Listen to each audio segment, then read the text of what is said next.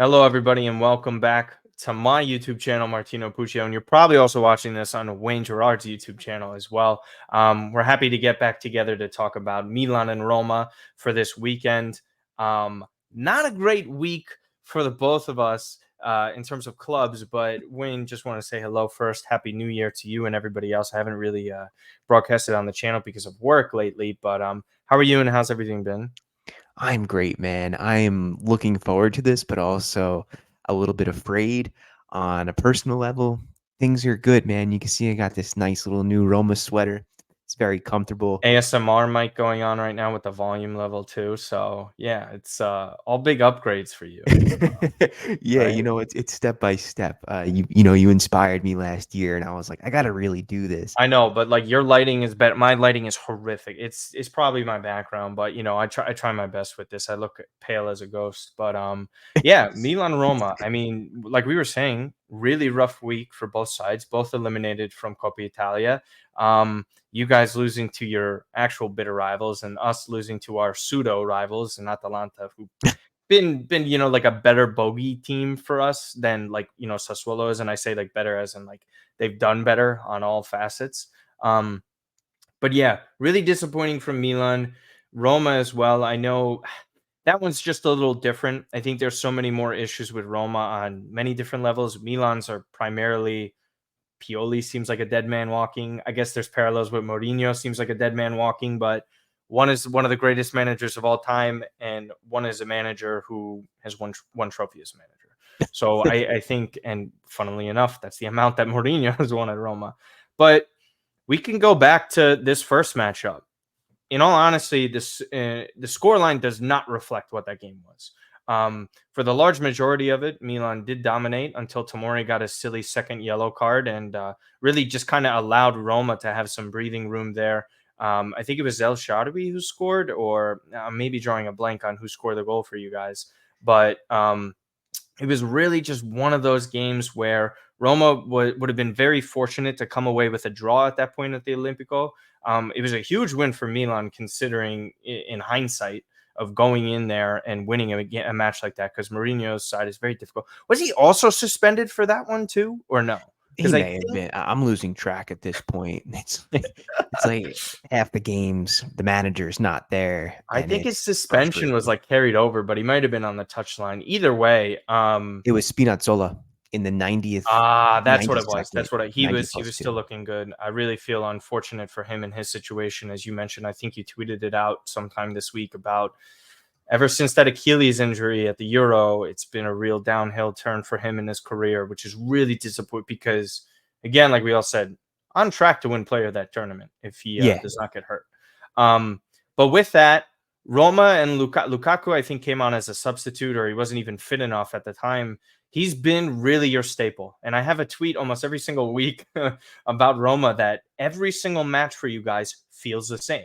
It feels like there's some chaos going on, multiple yellow cards. Either Dybala or Lukaku score a goal, whether it's a penalty, whether it's an open play goal, and it's usually later on in the game. We know how great you guys are come the end of matches, and that's what we saw in this reverse fixture last year, where Milan were up 2-0 at San Siro, and you guys pretty much put us in that downward spiral that had us finish technically fifth last season. So Lukaku's been great for what you got him for, I think, at this point.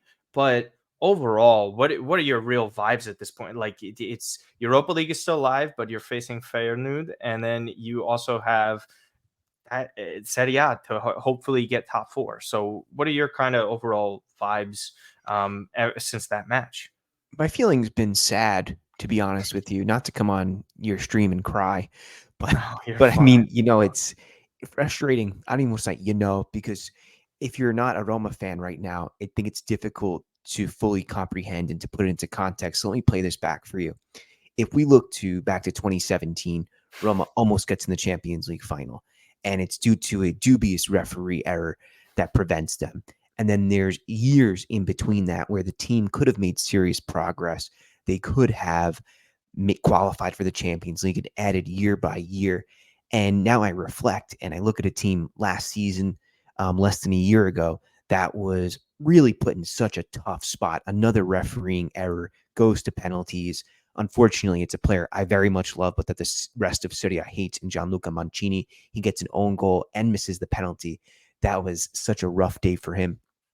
But if that penalty was called, chances are Dybala converts it. The chances are Roma's back in the Champions League. The chances are Roma's players improve. And now I look at a team that what's the date? It's January 12th. And I see such a regression. I see a team that's gotten older where its stars who are the most played do not perform on average. Okay, yeah, you can look at Dybala, but like Lorenzo Pellegrini, and that's a shame. Spinazzola. Yeah, so I'm very curious about that one. I know you're going through the whole thing. I don't want to cut you off, but Pellegrini, I think, has been the biggest victim of this Mourinho system.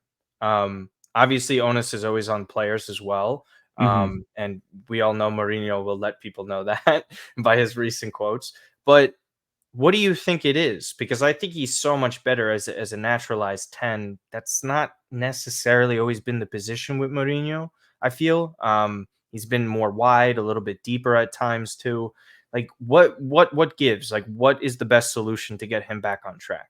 It's definitely not where he is now. So he plays essentially as a winger, as a third forward, or like a part of a trident. He plays on the three. Yeah. He collapses into almost like an Ancelotti Christmas tree formation, which was much more rigid when he was at Milan, right? I forget an example of one of those wingers that he used, but they sit a lot deeper. Pellegrini is not really that type of player. He's either got to be, like you said, like a 10, a bit more central in the play, or in my opinion, it's got to be more like a box to box, like how he was at Sassuolo. But I don't think he has the legs for that anymore. I think that positioning has passed him as the years have gone on. And look, he's not old by any means, but those legs and the time, Yeah, it for gets him to under age you well. Yeah. for sure. So now I can't truly understand what his best position is, because I don't see one obvious skill set. I don't see anything that he's particularly good at.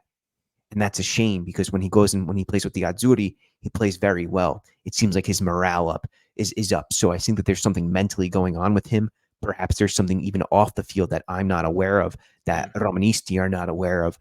And like you mentioned, he's a victim of Mourinho's play. That could be true too, that he's not meant for this, because the way that Di Francesco played at Sassuolo, which was his shining years, is the polar opposite of the way that Jose plays. And it's not that it's more disciplined, because Di Francesco's mechanisms were very disciplined. They were quite intricate, the way that even De Zerbi's are today. I would say a touch more than Dionisi. So on top of that, the way that he plays, I don't think is conducive to his manager. And I think that's a crux of the issue, is I don't think Jose is quote unquote past it. I think that the players that he has do not match up with the way that he knows how to play best. That to me is the biggest issue right now. I'm not sure if that seems fair when you look at, well, you could say, okay, the manager should have done better. Look at the wages, look at the players they brought in. But I think it's overall a quality issue. And on top of that, when you have that quality issue and you're not a great player, you're not even slightly under great, it's very hard to get away with the way that Mourinho wants to play. Yeah, there's so many different things with it. I think he's been really abysmal in Serie A as a manager. Since his return. I just think I think it's a great job for the attitude that he brings for the team. I think the way you guys rallied late into matches That's too. what Roma needed. That's his most essential And entity. and but unfortunately, the transfer strategy, for me, in my opinion, is disgusting. I think it's awful. I don't think there's any direction. And this is probably why Pinto's on his way out. There's rumors of Ricky Masada. I want Ricky Masada back there. I think it would be an incredible hire for you guys. And I think the philosophy that he implemented at Milan specifically is exactly what Roma need now. It's getting in younger players that are talented, probably on the low and cheap, instead of, I understand you're trying to make it. You have Mourinho, you're trying to aim higher. The ambition's great. The ambition's always great. But here's the thing. So is the Chinese ownership at Milan. Ambition doesn't always go to competence. I think that moves like Renato Sanchez and Paredes, and we talked about this prior to the season starting too, there's a lot of risk involved in these moves. And a lot of Way it too much has risk. backfired. Way too And much risk that I don't agree with. yeah, and that's a problem, because when Roma, like you mentioned, have to make Champions League, you need stability. You need reliability. You don't go after players like that. It's one thing when Dybala is injury prone and having issues staying on the field. Dybala produces, at least when he's even on the pitch, and he's a difference maker. He's picked up so many points for you guys. Even moves like Rudi Patricio. Unfortunately, an absolute disaster of a move.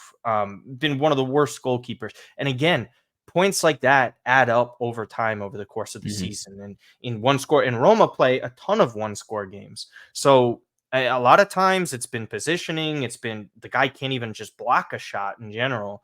I understand the frustration. My whole family goes through it. I watch it. And just even as a neutral spectator, even if I do have a soft spot, I can't stand watching it sometimes because you're just like, we saw what was happening in the 2010s. And I don't care if there wasn't a trophy to kind of validate what was happening then. That was a real plan. That was a really great team. Yeah, And sometimes you just run into a juggernaut like Juve who has an empty, endless pockets. That's really hard to compete with. And anybody who knows what's going on, I think Roma, you guys were definitely like tons of Serie A clubs got penalized for FFP. But if there was a poster boy club for who was like, we're making an example out of you in the rules, I would say it's Roma. I can't think of anyone that's close. I know Milan got kicked out, but still, talk about a team that had to constantly sell top players just to maybe stay afloat. And I know you have to go back to that because it does trickle down over time. It does matter. It does. It's debilitating. It comes back to the bigger issue, which is for a decade, Palotto worked to get a stadium before eventually, like everybody else, eventually giving up. And the issue is that if you can't have your stadium, you cannot collect your match day revenue to the nines as much as you would hope to. If you can't do that, you can't mirror yourself like an EPL team. You can't get your money up. Your spectacle is not as good. Your fan experience is not as good. You can't collect the same way. But then on top of that, your equity is lower. Your balance, your final budget is lower. And when you are constrained by FFP, it's like this terrible expired meat pie that you have to eat every day, and it just makes me sick. It's I don't know where I came up with that meat pie reference. It's disgusting, but it's just so it just drives me bonkers because it's like picking on the kid who's handicapped in the schoolyard. It's so baffling that FFP makes this example. Clubs when they're down. They don't Sure. uplift clubs like it's supposedly supposed to. No. How many times people say in theory FFP sounds great, but when it's applied, like for example, it's the same thing as like a bank charging you a fee when you're late on your payment. They clearly don't have the money. Why are you charging them? And the teams who get away with it, to pay for it? Martino, the teams who get away with it are using related entities. Look at Abu Dhabi's relationship with Manchester City and how they've been able to fund giving. I think PSG is the most grotesque out of all. Because at least City can hide behind the fact like, hey, we have Premier League money. We are very rich as well. But PSG, as everybody knows, right? Just everybody in both of these fan bases has a very good understanding of FFP. I think Premier League fan bases don't, and that's why they fail to understand certain things. But the idea is to prevent bankruptcy in 3-year rolling periods that you're supposed to be breaking a profit. If anybody knows and watch this sport around the year 2010, when they're poaching all of Serie A and buying all of these players for record fees, you're supposed to have the income to reflect that. Ligue 1 does not have financial stability. It's not great. Every other team in the league has to sell off players on a consistent basis. This team comes in and makes up some fake sponsorship, right? Where look, they could just say like, oh yeah, look, Santa Claus, it's owned by our owners. Yeah, they're gonna pay us 50 million a year for this. Yeah. What are you talking about? Where is that coming from? And then on top of that, Martino, empty it into their own club to raise their revenue. It was a bullshit loophole that they got away with. And even when City, for example, right, gets away on a technicality when they get a 2-year suspension from the Champions League, that they go to the appeals court and then they're like, oh yeah, nothing's going to happen. You just get a slap on the wrist fine. Where now the Premier League themselves have to go after these clubs in order to put in some discipline. But even then it's like Forest, it's like Everton, and excuse me, whatever the third club is now, Newcastle coming in with this. No one's getting punished that should be. No. And by the way, even if you go years back, Real Madrid took hundreds of millions of loans out from banks when that country was in desperation, where the unemployment rate was near 25%, and we're giving out $100 million loans to football clubs that should be self-sustaining. Now, Real Madrid is a different monster when we talk about this stuff, but I'm sorry, they don't give a shit about a level playing field. We all know it. And even FIGC, to their extent, don't even help their own league. And especially the Italian government, because how long have we been talking simultaneously about Roma, Milan, and Inter trying to build their own stadium? So if Roma cannot get around this FFP, right, then the policy, to go back to what you were saying, the policy of getting players in on free transfers who are high quality, but there's a reason they're on a free. Okay, Thuram is the exception. Amazing signing. Let's disregard the cameo appearance there of an excellent striker being on a free for other circumstances. But Roma goes after these expired contracts, players on a free, and gets loanees in. Personally, I would have went young. I would have been honest with the fan base. I know you're a Devils fan. I don't know why. No, I'm kidding. I'm a Rangers It's fan. literally just Martin Brodeur is close to Martino. That's it. It's the only reason. So 6 years ago or 5 years ago, the Rangers go through a rebuilding phase where they say, we're going to stink for a few years, but we're going to invest in youth. We're going to go young. We're going to get a wide range of different skill-setted young players. And in 4 or 5 years from now, we're going to be good. We're going to try to go for the cup. Roma needed to do that. They needed to tell their fan base. They need to be honest. But instead, they went with this Hollywood approach of signing big names, big contracts. And then I suppose definitely the ultimate idea was use those players to leverage you back into the Champions League, then start to build something from there, is the only thing that I could think of. I don't agree with it. I never agree with that type of idea. Very similar to Milan in 2017, except like they did just spend 250 million that wasn't even theirs. So like they were just going for the big names and like, we're risking it all, rolling $250 million to get back into the Champions League. Basically the same concept, but yours was obviously a different path. A similar concept, and everything, even as I read Pinto's conference, his article on The Athletic, everything seemed to be opportunistic. Not that it fit the game plan, not that Roma want to play like this, we're going to hire that manager. We need this player, we're going to look just for that category, that echelon of type of player. Instead, they saw opportunities. Lukaku was an opportunity. Yeah, an excellent one. Dybala was. Mourinho was. He just sent a message. It wasn't that, hey, we're looking to play this way. We want to see if you can come over. We're going to build something for 10 years. We're going to establish an ethos of this club from the first team all the way down to Primavera. That's what I want to hear. That's what I want them to do. Martino, for a club with a good youth system too, who has produced some pretty decent talent. Italy's best. One who's won the Primavera, I believe, the most times out of any club. Yeah, and really I tell you, man, I'm dying to work for this club. I'm dying to get on the inside and help them figure this out from a footballing point of view. And now I see Primavera captain Cherubini. He joins Juventus next gen. It doesn't make sense. I mean, we even poached your Primavera director. The name's escaping me. But the fact that like Milan are taking someone like that, and again, we took your director in the past as well, in Masada. Like, it's letting the wrong people out the door. And I know, and I always, it's not that I give excuses for new owners. I like to give new owners time. Okay, so like the situation taking over from Pallotta, like you mentioned, that's not easy. That's not an overnight fix. No. Compounded by the fact we haven't even mentioned COVID, by the way. So that's a totally different beast than what that did. Ultimately, I do see Pinto and Mourinho out the door this summer. I think this is their final ride.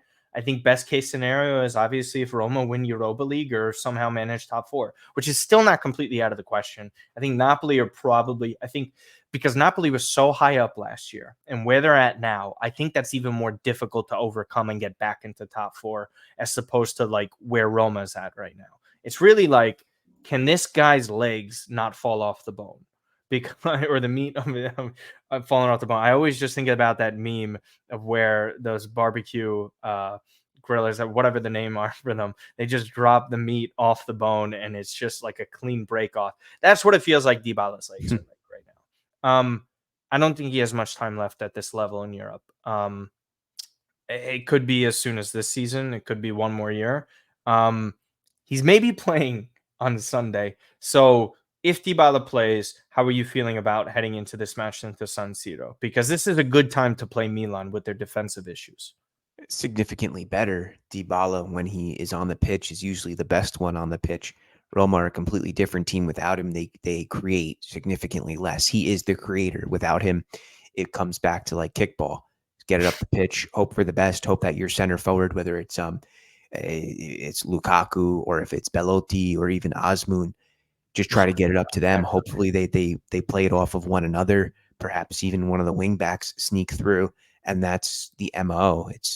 It's as basic as that. I know I want to like tell you that there's this, how do you say, like Tactical mastermind plan. Yeah. Developed mastermind technique, way of doing things in the final third, but that's just not the truth.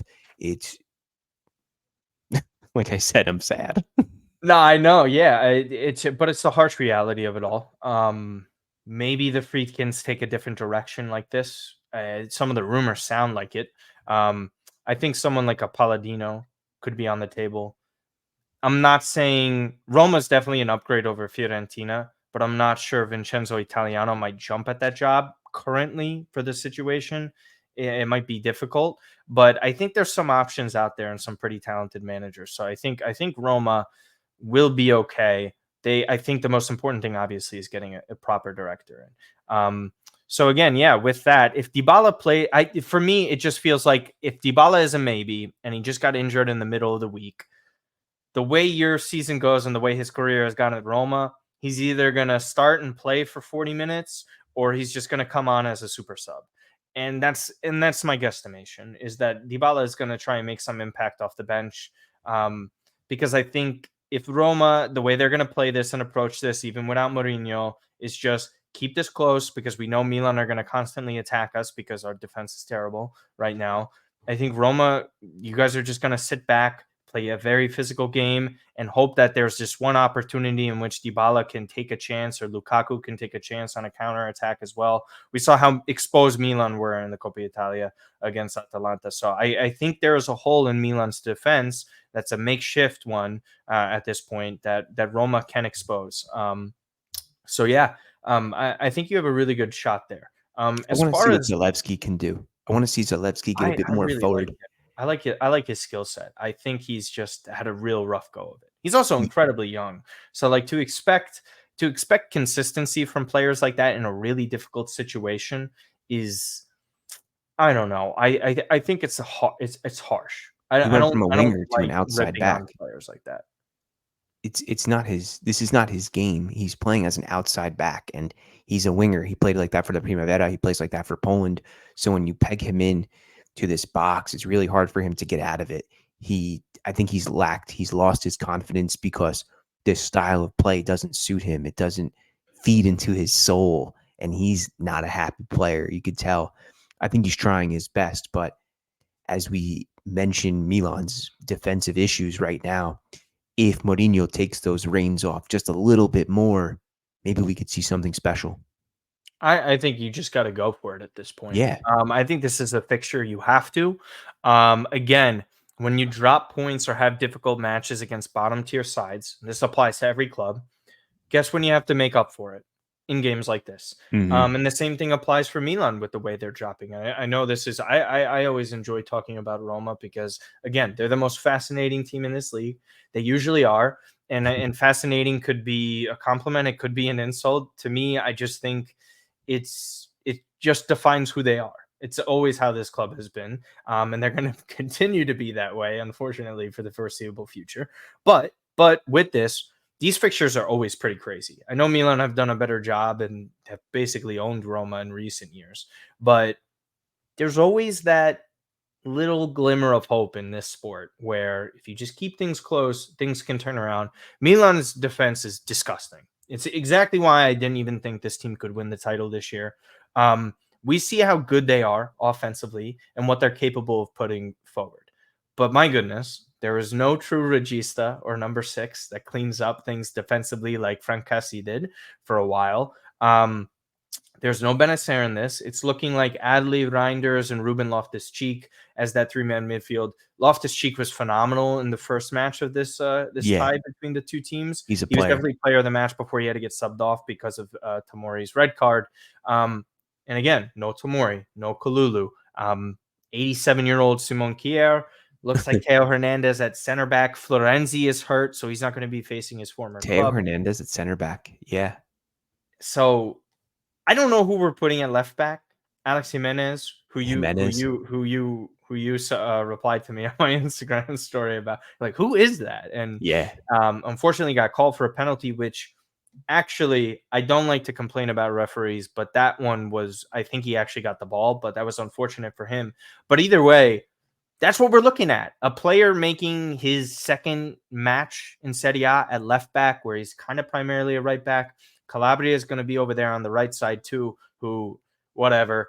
We could even see Terracciano, who they just signed from Verona as well. He's played left back a good amount, so we could see if he gets put in there. But yeah, I mean, this is the type of game that Roma could pull a result at.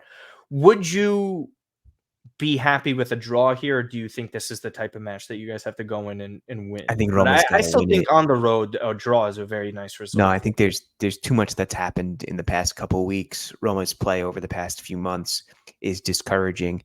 I think there has to be a win. There has to be a statement victory at the San Siro. That's the only way you're going to get the fans to cool down right now. Internally, internationally, the Roma fan base there's a lot of animosity right now. People picking sides, blaming everyone, blaming no one. Mourinho, the players. And the Mourinho fans you have to worry about. That's a separate fan base within the fan base, the fake Roma fans. Well, the guys who come over as they follow. Yeah, they're frauds. Lord. All of them. I'll say it for you. If they're on your channel, you're frauds if you just have a rooting interest in Mourinho. Martino says you guys are frauds. You know, I want to hear what you have to say. I don't care. I deal with them all the time. It doesn't make a difference to me. So yeah. Continue. Sorry. So to me, Martino, it's got to be a win. It's got to be one perhaps that Roma fans can look back on and say, look, they stuck together. Things weren't looking good, but you know what? It's that spirit. It's that embodiment of what it means to be a team. It's going to be a big performance. It's got to be from Mancini, from Paredes. He's got to show up. He's got to turn his brain on. Cristante is going to have to run another marathon. Lukaku's going to have to play like he means it. So it's, oh man, there's a lot on the line for this match, Martino. Yeah, you see, you just like convinced yourself how amped you are. I will say this. I think a draw in which you grab, like you did last time at San Siro, would be kind of more of an uplifting thing if it was a last minute sort of like, oh, it's 1-0 to Milan. I mean, again, Milan are a very susceptible team to blowing leads. They've done it multiple times to Lecce, to Napoli, Salernitana. Like it goes on how disgraceful they, like, you've been venting about Roma this whole time. I haven't even said anything bad about Milan because I haven't been able to talk about the Atalanta match. I haven't really been able to talk about much of the recent matches. The Serie A form has been good. I will say that. There have been some positives for Milan, but again, it's Milan. You have to aim higher. And it's just very frustrating to see. And I know a bunch of Milanisti that obviously are on the channel and watch my stuff. Sorry, this has mostly been about Roma today, but that's kind of the reality of this. I think there's actually more on the line for Roma, as funny as it is for Milan's current situation. Again, with Mourinho suspended, I feel like there's just the final thing before predictions. I always find the Mourinho angle so interesting, right? Because there's certain matches when you have Mourinho and you could look at it with devil's advocate with this. If Mourinho was here in San Siro, he loves to beat Milan, right? Because of his history with Inter, and obviously, Roma and Milan they've had their battles over the years. Everybody knows that. And even with that, even if he gets suspended, it feels like the type of game where Roma just rally around that Mourinho and their manager is gone. And then they know they have to step up because that type of presence is not on the sideline. And regardless of what you think of Mourinho's tactics and all that, Mo is still one of the greatest managers of all time. Just Oh the yeah, sheer presence of the guy matters. Even if I don't rate the way that his team plays in these situations, there's no denying the type of impact that the guy makes. With that being said, what side of Roma do we see with that? Do we see this Roma that will come in with a lot of energy and grit? I know Mancini is going to do whatever he does like usual, but it's the other my guys. captain. Yeah, your captain. I get it. We have one guy like that too. He's also playing center back. But yeah, but what do you think this is ultimately going to come down to like that? With the type of energy you bring. Man, I never trust Giroud. Never trust him. Pulisic, he had a really good game, I think, the I first got it on this. round. Leao, Patricio actually made an incredible save that it might have been did right he? at him, but still. I like Reijnders a lot. I think that he's probably the best player in that midfield. But I do want to see what Bove can do. We have our little Eduardo Bove, the new I like number that 8 in kid. Rome, he's been torching his competition. He's a real good player. He's going to be an excellent player. He's going to be for the Azzurri, and I think if he's got his legs under him, that could change the dynamic of this match. It's going to be tight, though. I think, man. I don't think that this is going to be a 3-0 for Milan. Yeah, It's not going yeah. to be Roma's just not going to handle the match for the entirety. There's going to be a lot of back and forth, and there's going to be a few surprises given Roma's strange circumstances and where they find themselves at in this tumultuousness, this storm that's gathering around them, as well as for Milan. How are they going to play? Are they going to surprise us with some decency, or are they going to make a mess of it in the back? And is that going to allow Roma to control this match? Yes, I think it's going to be very tight, as you mentioned. But one more thing that you did, and one player that you did want to talk about is Dean from Juve next gen. These kids are freaks. They're incredible. They're dominating Coppa Italia. Might single-handedly win that cup. Just a dry loan. We could talk about the player quickly, but this move, how do you make of it? Just 6 months, like like to me. What are we Like, doing? it's nice for the time being, but, like, can you give me 18 months? Can you give me an option? Can you give me something? Is it just, like, the dry 6 months? It kinda just seems like even if he does perform well, and he does have talent, obviously, again, this just kinda seems like that kinda upsetting type of move if it goes well, because in 6 months, he's on his way out. It's more like It's 5 months, 4 or 5 yeah, months. yeah. It's like 4.5 months. It's baffling. I don't know why you would ever do a deal with the devil. For Roma fans, Juventus are the devil. So why would you take Not their just Roma fans. offspring, nurture them, and give them a pat on the back and send them home to daddy? It makes no sense for me. I understand he's a decent player, a decent 18-year-old, but this is not what you do. This is against like the laws of God. I don't know.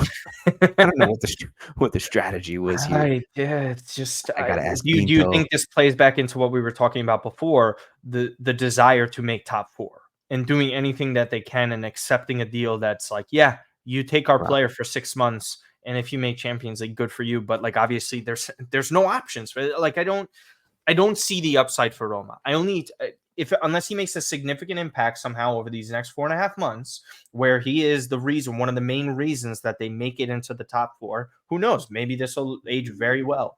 But with that said, you're making a deal with the devil, and you're helping further produce another young star for them. And the benefit is Roma might get top 4, which always feels like, again, like we were talking about earlier, what every move seems to be like the driving force behind every move seems to be top 4 Champions right. League. Like, what is the best play for us to get back in there? And this feels like that type of move.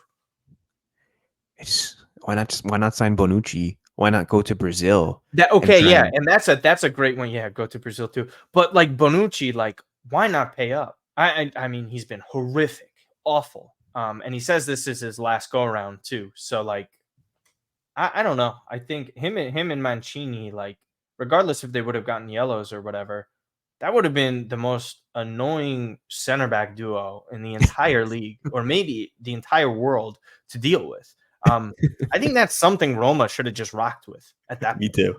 too. just So, just be just again, be a bunch of thugs.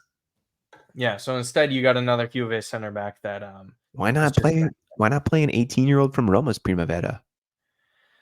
I don't know, man. That's it. That's you and for your followers to answer that question. Listen, We're this we're is all like we're confused. None of us get it. I would, yeah. Again, unfortunately, you guys are used to this.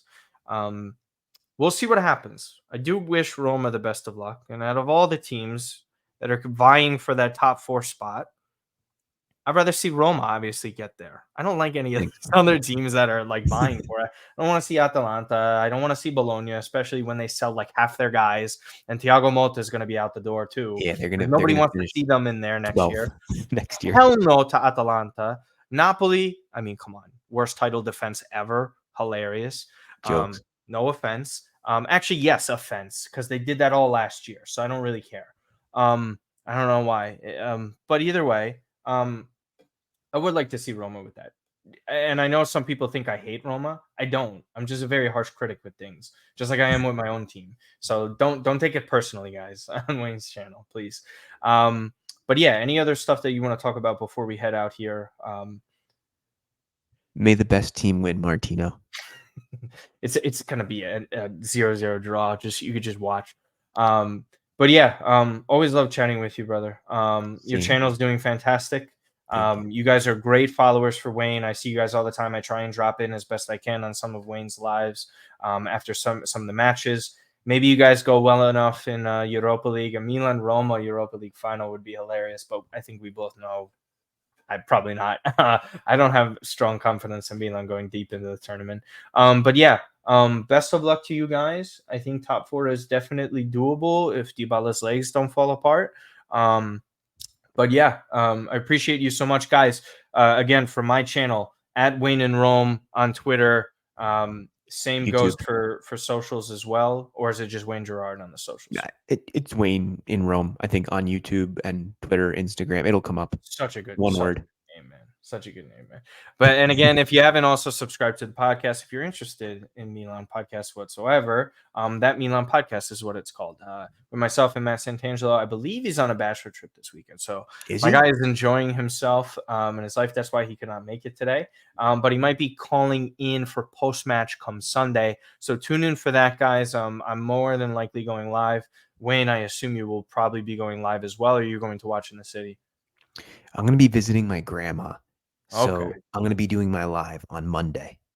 Okay. Yeah. So I'm tune in going down here to see grandma. on Sunday immediately after the match. Roma fans, you're more than welcome. I don't Yeah, really trash jump like on other over. clubs and players like that. I only strongly dislike Inter and Juve to that level. So don't worry, come on by. You can vent as much as you want. I'm used to it with my American sports teams, as Wayne knows. And again, Milanisti, come on by. Obviously, U.S. men's national teams fans as well. Wayne's also American, if you couldn't tell by the accent. So yeah, follow him, follow Santangelo, follow myself and that Milan Pod on Twitter. Other than that, thank you guys so much and see you next time.